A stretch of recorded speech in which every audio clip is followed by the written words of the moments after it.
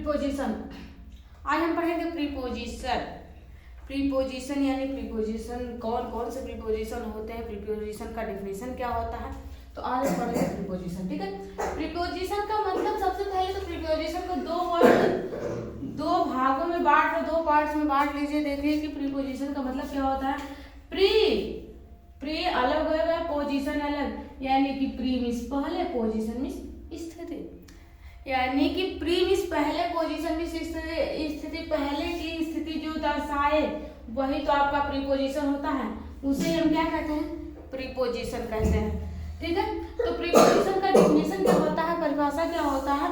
Preposition का definition होता है preposition is a word, preposition is a word used before a noun or pronoun to show its relation with the other words of the sentence। यानी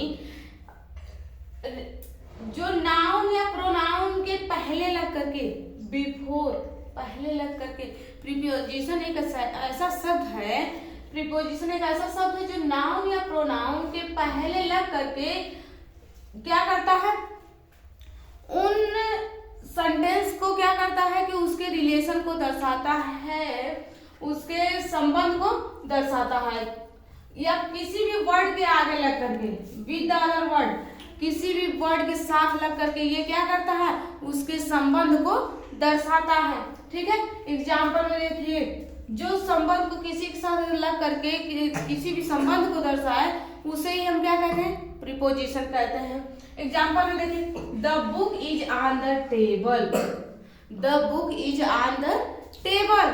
तो the book ये book और the table, book और table के संबंध को किसने दर्शाया, ऑन ने ही तो दर्शाया। The book is on the table, यानी कि बुक किस पर रखी गई है, टेबल पर रखी गई है। बुक जो है आपकी टेबल पर रखी गई है, जब टेबल पर रखी गई है तो क्या हुआ, ऑन द टेबल पर का संबंध किसने रखा, ये जो ऑन है इसने ही बुक और टेबल के संबंध को तो बनाया रखा ना, तो यही तो हमारा प्रीपोजिशन हुआ। ठीक है, the pen is in the ink pot, the pen is in the ink pot.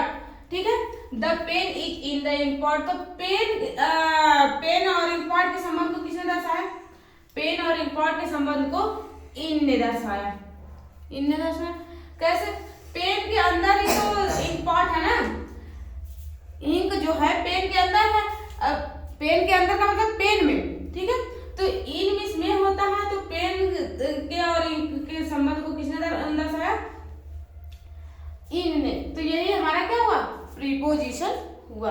ठीक है, अब कौन कौन से प्रीपोजिशन होते हैं थोड़ा इनके बारे में जान जाते हैं, क्योंकि अगर बिना जाने हम प्रीपोजिशन हम समझ नहीं पा सकते हैं कि कौन कौन से प्रीपोजिशन कहाँ लगता है।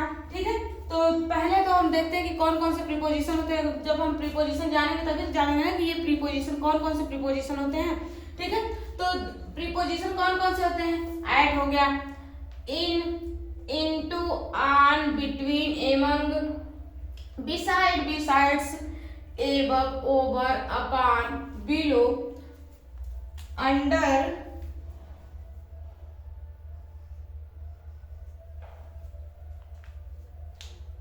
behind, by, of, till, until, in front of, around, round, up, down, amidst, through, before, after, with, about, from, etc। यानी कि बहुत सारे ऐसे होते हैं कि प्रीपोजिशन होते हैं। ठीक है,